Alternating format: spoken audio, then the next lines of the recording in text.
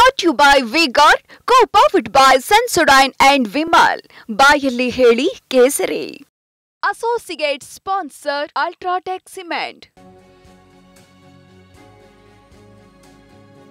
ಪ್ರಜ್ವಲ್ ಬಗ್ಗೆ ಸಿಎಂಗೆ ಮಾಹಿತಿಯನ್ನ ಕೊಟ್ಟಿದ್ದಾರೆ ಡಿಜಿ ಅಂಡ್ ಐಜಿ.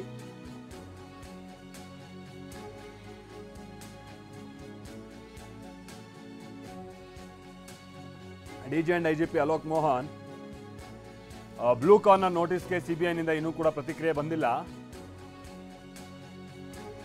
ಮತ್ತೆ ಪ್ರಜ್ವಲಿಗೆ ಎಲ್ಲಿರ್ಬೋದು, ಯಾವಾಗ ಬರೋವಂಥ ಚಾನ್ಸಸ್ ಇದೆ, ಏನಾದ್ರು ಮಾಹಿತಿ ಸಿಕ್ಕಿರೋದು, ಈ ಎಲ್ಲ ವಿಚಾರವಾಗಿಯೂ ಕೂಡ ಮಾಹಿತಿಯನ್ನ ಸಿಎಂಗೆ ಕೊಟ್ಟಿದ್ದಾರೆ. ಹಾಗೆ ಕೇಂದ್ರಕ್ಕೆ ಏನಾದರೂ ಮತ್ತೊಂದು ಪತ್ರವನ್ನ ಮುಖ್ಯಮಂತ್ರಿಗಳು ಬರೀತಾರ ಗೊತ್ತಿಲ್ಲ, ಡಿಜಿ ಅಂಡ್ ಐಜಿಪಿ ಕೆಲ ಮಾಹಿತಿಯನ್ನು ಕೊಟ್ಟಂತ ನಂತರದಲ್ಲಿ. ಸೊ ಇಲ್ಲಿ ನಾವು ವಿಚಾರ ಅಂತಂದರೆ ಮುಖ್ಯಮಂತ್ರಿಗಳು ಆಲ್ರೆಡಿ ಒಂದು ಹಂತದಲ್ಲಿ ಪತ್ರವನ್ನು ಬರೆದಿದ್ದಾರೆ. ಯಾರಿಗೆ? ಪ್ರಧಾನಿಗೆ ಪತ್ರವನ್ನು ಬರೆದು ಅಥವಾ ಕೇಂದ್ರಕ್ಕೆ ಪತ್ರವನ್ನು ಬರೆದು ಸಂಬಂಧಪಟ್ಟಂಥ ಇಲಾಖೆಯ ಅಧಿಕಾರಿಗಳು ಗಮನ ಹರಿಸಬೇಕು, ಪ್ರಜ್ವಲ್ರನ್ನ ಕೂಡಲೇ ದೇಶಕ್ಕೆ ಕರೆತರುವಂಥ ನಿಟ್ಟಿನಲ್ಲಿ ಕೆಲಸ ಮಾಡಬೇಕು ಅನ್ನುವಂಥ ನಿಟ್ಟಿನಲ್ಲಿ ಅವರು ಒಂದು ಸಲಹೆ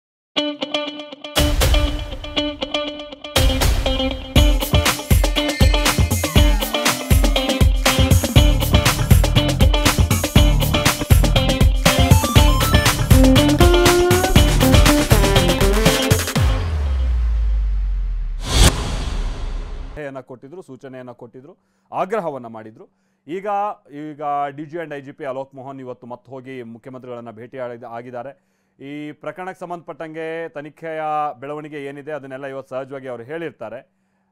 ಹೀಗಾಗಿ ಮುಖ್ಯಮಂತ್ರಿಗಳೇನಾದ್ರು ಮತ್ತೆ ಪತ್ರ ಬರೀತಾರ ಏನು ಎತ್ತ ಅನ್ನುವಂಥದ್ದು ಚರ್ಚೆ ಶುರುವಾಗಿದೆ. ಯಾಕಂದರೆ ಇದನ್ನು ಆದಷ್ಟು ಮಟ್ಟಿಗೆ ರಾಜಕೀಯವಾಗಿ ಬಳಸ್ಕೊಳ್ಳುವಂಥ ನಿಟ್ಟಿನಲ್ಲೂ ಕೂಡ ನಾವೆಲ್ಲ ವ್ಯವಸ್ಥೆಗಳಾಗ್ತಾ ಇರುವಂಥದ್ದನ್ನು ಕೂಡ ನೋಡ್ತಾ ಇದ್ದೀವಿ. ಹಾಗಾಗಿ ಯಾವ ಅವಕಾಶವನ್ನು ಇಲ್ಲಿ ಯಾರು ಬಿಡುವಂಥ ಚಾನ್ಸಸ್ ಇಲ್ಲ.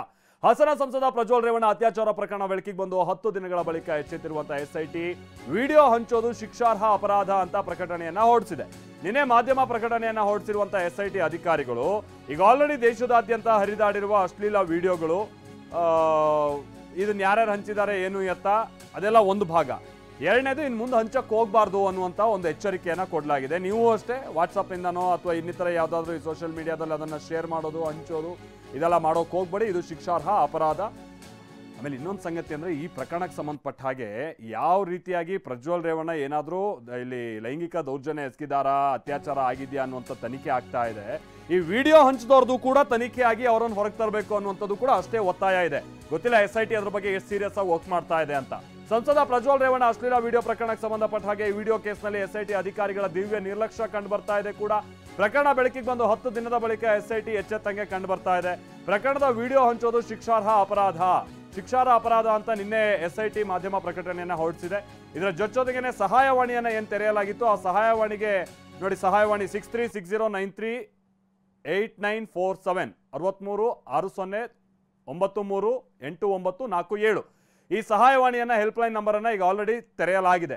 ಸೊ ಇಲ್ಲಿ ಯಾರಾದರೂ ಕರೆ ಮಾಡಿದ್ರೆ ಅವರಿಗೆ ಏನಾದ್ರು ಸಲಹೆಗಳನ್ನು ಕೊಡೋದು, ಆಮೇಲೆ ಈ ಪ್ರಕರಣಕ್ಕೆ ಸಂಬಂಧಪಟ್ಟಂಗೆ ಅವರು ಏನಾದರೂ ಈ ಪ್ರಕರಣದಲ್ಲಿ ವಿಕ್ಟಿಮ್ಸ್ ಆಗಿದ್ರೆ ಅವರು ಹೇಗೆ ಪ್ರಕರಣ ದಾಖಲಿಸಬೇಕು, ಇದೆಲ್ಲ ಸಲಹೆ ಸೂಚನೆಯನ್ನು ಎಸ್ಐಟಿ ಕೊಡುತ್ತೆ. ವಿಚಾರ ಏನು ಅಂತ ಅಂದರೆ, ಈವರೆಗೂ ಎಸ್ಐಟಿಯನ್ನು ಸಂತ್ರಸ್ತೆಯರು ಸಂಪರ್ಕಿಸಿಲ್ಲ, ಒಂದೇ ಒಂದು ಕರೆ ಕೂಡ ಬಂದಿಲ್ಲ ಅಂತ ಗೊತ್ತಾಗ್ತಾ ಇದೆ. ಸಹಾಯವಾಣಿಗೆ 2 ಮಹಿಳಾ ಸಿಬ್ಬಂದಿಯನ್ನು ನಿಯೋಜನೆ ಮಾಡಲಾಗಿದೆ, ಆದರೆ ಯಾವ ಕರೆಗಳು ಕೂಡ ಇಲ್ಲಿ ತನಕ ಬಂದಿಲ್ಲ ಅನ್ನುವಂಥ ಸಂಗತಿ ಗೊತ್ತಾಗ್ತಾ ಇದೆ. ಈ ಒಟ್ಟು ವಿಚಾರವಾಗಿ ನಾವು ಪ್ರತಿನಿಧಿ ಕಿರಣ್ ಮತ್ತಷ್ಟು ಡೀಟೇಲ್ಸ್ ಅನ್ನ ಕೊಡ್ತಾರೆ. ಕಿರಣ್, ಹೌದು, ಈ ಪ್ರಕರಣದಲ್ಲಿ ಲೈಂಗಿಕ ದೌರ್ಜನ್ಯ ಆಗಿದೆಯಾ, ಮತ್ತೊಂದು ಇದನ್ನ ಪತ್ತೆ ಹಚ್ಚೋದ್ರ ಜೊತೆಗೆ ಅಲ್ಲಿರುವಂತ ಆ ಸಂತ್ರಸ್ತೆಯರ ಒಂದು ಮುಖ ಕೂಡ ಬ್ಲರ್ ಮಾಡದೆ ಹಿಂಗೆಲ್ಲ ವಿಡಿಯೋ ಹಂಚಿದಾರಲ್ಲ, ಅವ್ರ ವಿರುದ್ಧ ಏನ್ ಕ್ರಮ ಅನ್ನುವಂಥದ್ದು ಕೂಡ ದೊಡ್ಡ ಮಟ್ಟದಲ್ಲಿ ಚರ್ಚೆಗೆ ಬರ್ತಾ ಇದೆ. ಎಸ್ಐಟಿ ನಿಜಕ್ಕೂ ಆ ಬಗ್ಗೆ ಸೀರಿಯಸ್ ಆಗಿ ಕೆಲಸ ಮಾಡ್ತಾ ಇದೆಯಾ ಅಂಥವ್ರನ್ನ ಪತ್ತೆ ಹಚ್ಚುವಂತ ನಿಟ್ಟಿನಲ್ಲಿ, ಅಥವಾ ಅಂಥವ್ರನ್ನ ಪತ್ತೆ ಹಚ್ಚಿದ್ರೆ ಇದು ಬೇರೆ ಬೇರೆ ಮೂಲಕ್ಕೆ ಹೋಗುತ್ತೆ ಅನ್ನುವಂಥ ನಿಟ್ಟಿನಲ್ಲಿ ಆ ವಿಚಾರವಾಗಿ ಏನಾದರೂ ನಿರ್ಲಕ್ಷ್ಯ ಕಂಡು ಬರ್ತಾ ಇದೆಯಾ ಕಿರಣ್? ಒಂದು. ಎರಡನೇದು, ಸಹಾಯವಾಣಿ ತೆರೆದ್ರೂ ಕೂಡ ಬಹುಶಃ ಏನು ಅನುಕೂಲಕ್ಕೆ ಬರ್ತಾ ಇಲ್ವಾ ಈ ಆರಂಭಿಕ ಹಂತದಲ್ಲಿ ಕಿರಣ್?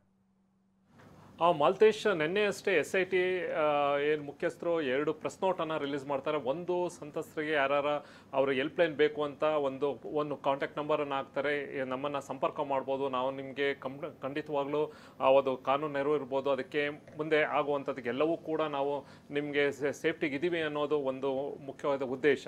ಇದ್ರ ಜೊತೆಗೆ ಮತ್ತೊಂದು ಪ್ರೆಸ್ ನೋಟನ್ನು ಕೂಡ ರಿಲೀಸ್ ಮಾಡ್ತಾರೆ. ಇದರಲ್ಲಿ ಯಾರ್ಯಾರು ಮೊಬೈಲಲ್ಲಿ ಅಂದರೆ ಇರುವಂಥ ವೀಡಿಯೋಸ್, ಈ ಒಂದು ಲೈಂಗಿಕ ದೌರ್ಜನ್ಯ ದೌರ್ಜನ್ಯ ವಿರುದ್ಧ ಅಥವಾ ಸಂಬಂಧಪಟ್ಟಂತೆ ಅಶ್ಲೀಲ ವಿಡಿಯೋಗಳು ಏನೇನಿದೆ ಅದಕ್ಕೆ ಸಂಬಂಧಪಟ್ಟಂಥ ವಿಡಿಯೋಗಳನ್ನ ಶೇರ್ ಮಾಡೋರ ವಿರುದ್ಧ ನಾವು ಕಾನೂನು ರೀತಿಯಲ್ಲಿ ಕ್ರಮ ಕೈಗೊಳ್ತೀವಿ. IT ಆ್ಯಕ್ಟ್ 67A ಮತ್ತು IPC ಸೆಕ್ಷನ್ ಅಡಿಯಲ್ಲಿ ನಾವು ಕೇಸನ್ನು ರಿಜಿಸ್ಟರ್ ಮಾಡ್ಕೊಂಡು ಕಾನೂನು ರೀತಿಯಲ್ಲಿ ಕ್ರಮ ಕೈಗೊಳ್ತೀವಿ ಅಂತ. ಆದರೆ ಒಂದು ಮಾಲ್ತೇಶ್ ಮುಖ್ಯವಾಗಿ ಈ ಒಂದು SIT 27ನೇ ತಾರೀಕು ರಚನೆ ಆಯಿತು, 10 ದಿನಗಳ ನಂತರ ಈ ಒಂದು ಪ್ರಕಟಣೆ ಒಂದು ತಂದಿದೆ.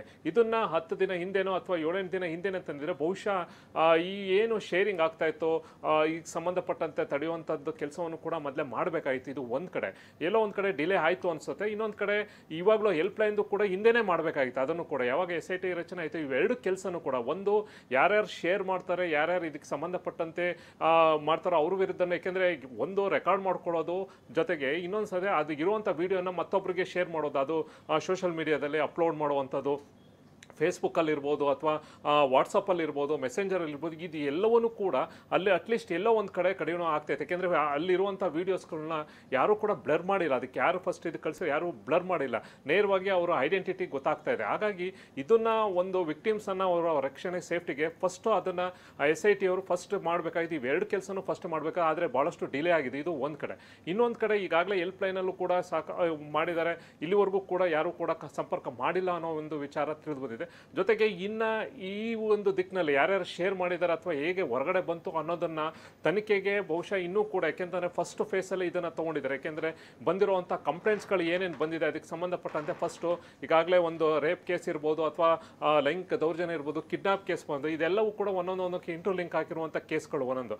ಹಾಗಾಗಿ ಆ ಕೇಸನ್ನು ಮುಖ್ಯವಾಗಿ ಆ ದಿಕ್ಕಿನಲ್ಲಿ ಕೂಡ ತನಿಖೆ ಮಾಡ್ತಾರೆ. ಅಂದರೆ ಈ ಒಂದು ಶೇರ್ ಮಾಡಿದ್ರೆ ಅದಕ್ಕೂ ಕೂಡ ಅಲ್ಲಿರುವಂಥ SITಲೇ ಸಪ್ರೇಟ್ ಟೀಮ್ ಮಾಡಿಕೊಂಡು ಅದನ್ನು ಕೂಡ ಮಾಡ್ತಾ ಇದ್ದಾರೆ. ಆದರೆ ಎಷ್ಟು ಮಟ್ಟಿಗೆ ಅವ್ರಿಗೆ ಇನ್ಫಾರ್ಮೇಷನ್ ಸಿಕ್ಕಿದೆ ಅನ್ನೋದು ನೋಡ್ಬೇಕು. ಯಾಕೆಂದರೆ ಮುಖ್ಯವಾದ ಆರೋಪಿ ಆಗಿರುವಂಥ ಪ್ರಜ್ವಲ್ ರೇವಣ್ಣ ಅವ್ರು ಬಂದಾಗಲೇ ನಂತರ ಗೊತ್ತಾದ. ಯಾಕೆಂದರೆ ಅವರ ಮೊಬೈಲಿಂದನೇ ಇವಾಗೇನೇ ರೆಕಾರ್ಡ್ ಆಗಿದೆ, ಆ ಮೊಬೈಲಿಂದನೇ ಬೇರೆ ಬೇರೆ ಕಡೆ ಹೋಗಿರೋದು ಅಥವಾ ಅದಕ್ಕೆ ಸಂಬಂಧಪಟ್ಟಂತೆ ಯಾರೋ ಕಾಪಿ ಮಾಡ್ಕೊಂಡಿರೋ ಅದು ಏನು ಅನ್ನೋದನ್ನ ಫಸ್ಟ್ ಮೂಲವಾಗಿ ಅವರು ಬರಬೇಕಾದ ನಂತರ ಬಹುಶಃ ಆ ದಿಕ್ಕಿನಲ್ಲಿ ತನಿಖೆ ಮುಂದುವರಿಸ್ತಾರೆ. Maltesh, thank you Kiran.